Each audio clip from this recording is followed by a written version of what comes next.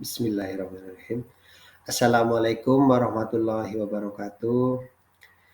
Terima kasih teman-teman. Saya akan mempresentasikan tentang bab pertama kita yaitu manajemen pembiayaan bank syariah. Selanjutnya capaian pembelajaran. Yang pertama, mahasiswa mampu menjelaskan definisi manajemen pembiayaan syariah. Selanjutnya, mahasiswa dapat memahami prinsip-prinsip pembiayaan bank syariah.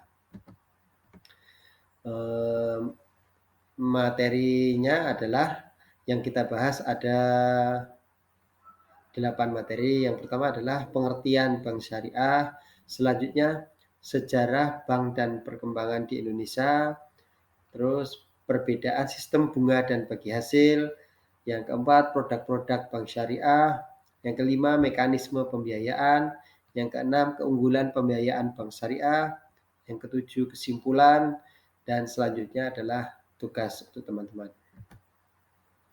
Jadi kita mata kuliah yang satu ini ada 3 referensi. Yang pertama Kasmir, manajemen perbankan, terus Muhammad, manajemen pembiayaan mudharabah di bank syariah. Selanjutnya Zainul Arifin, yaitu dasar-dasar manajemen bank syariah. Bank syariah, bank syariah adalah lembaga atau keuangan perbankan yang operasional dan produknya dikembangkan berdasarkan pada Al-Quran dan Al-Hadis dan disesuaikan dengan prinsip syariat Islam. Perkembangan bank syariah di Indonesia. Pertama kali bank syariah di Indonesia adalah Bank Muamalat. Selanjutnya semakin berkembang, bank-bank di Indonesia mengalami perkembangan, yaitu beberapa bank BUMN juga membuat bank syariah. Tetapi di tahun 2021 3 bank BUMN yaitu Bank Syariah Mandiri, Bank BRI Syariah, Bank BNI Syariah digabung menjadi satu, yaitu BSI Syariah atau Bank Syariah Indonesia. Jadi di sini ada perbedaan sistem bunga dan sistem bagi hasil.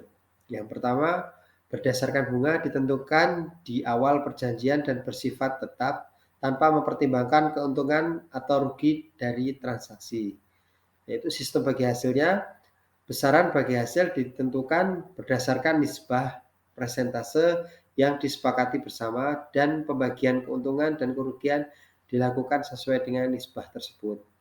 Yang kedua, bunga dihitung berdasarkan persentase dari jumlah pokok, misalnya pinjaman, dan dibayarkan secara periodik, misalnya bulanan atau tahunan.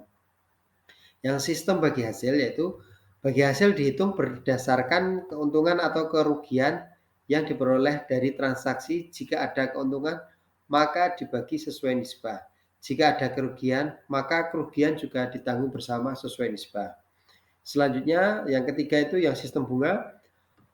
Pemberi pinjaman akan selalu mendapatkan bunga, terlepas dari apakah peminjam mendapatkan keuntungan atau tidak.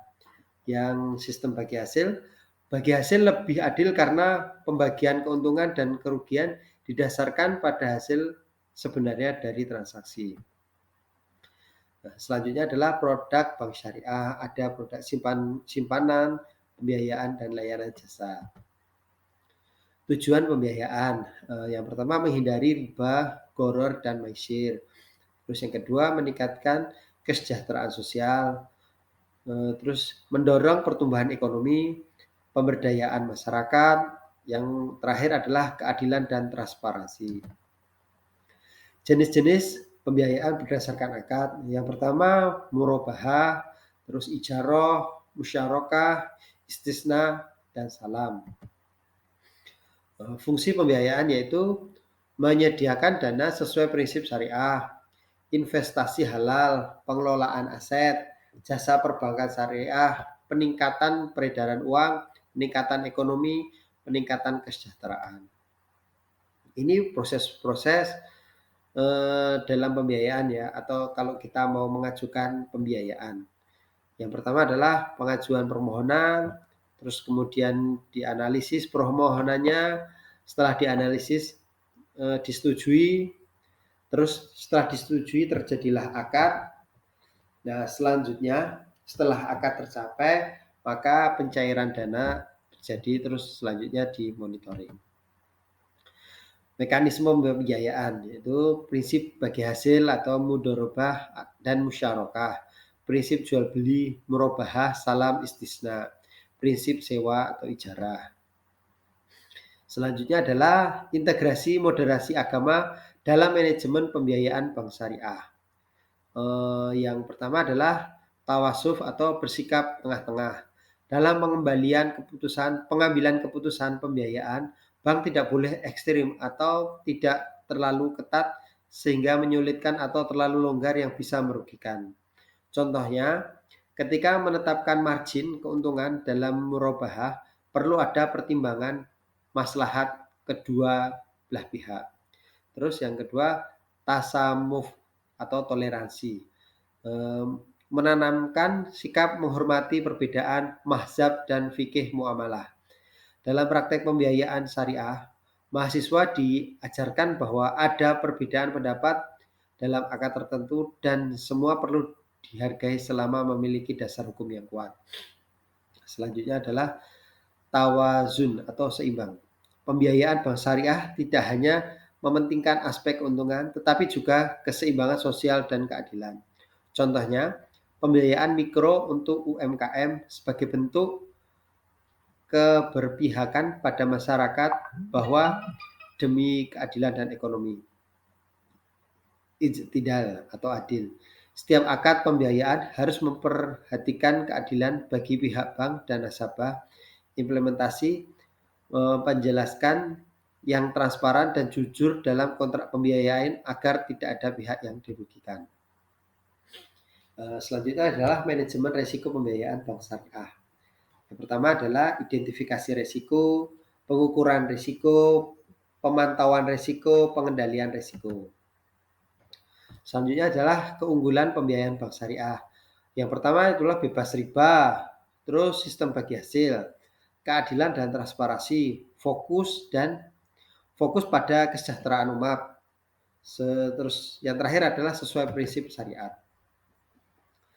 Tentang pembiayaan bank syariah. Kurangnya pemahaman masyarakat mungkin kurang memahami prinsip-prinsip dan manfaat produk bank syariah. Persepsi yang kurang tepat. Ada anggapan bahwa bank syariah tidak berbeda jauh dengan bank konvensional atau bahkan kurang menguntungkan. Terus keterbatasan produk dan layanan. Beberapa orang mungkin merasa produk bank syariah terbatas atau kurang variatif. Selanjutnya adalah persaingan dengan bank konvensional. Nah, ini yang paling berat ini ya. Bank syariah harus bersaing dengan bank konvensional yang sudah lebih lama dikenal dan memiliki pangsa pasar yang lebih besar.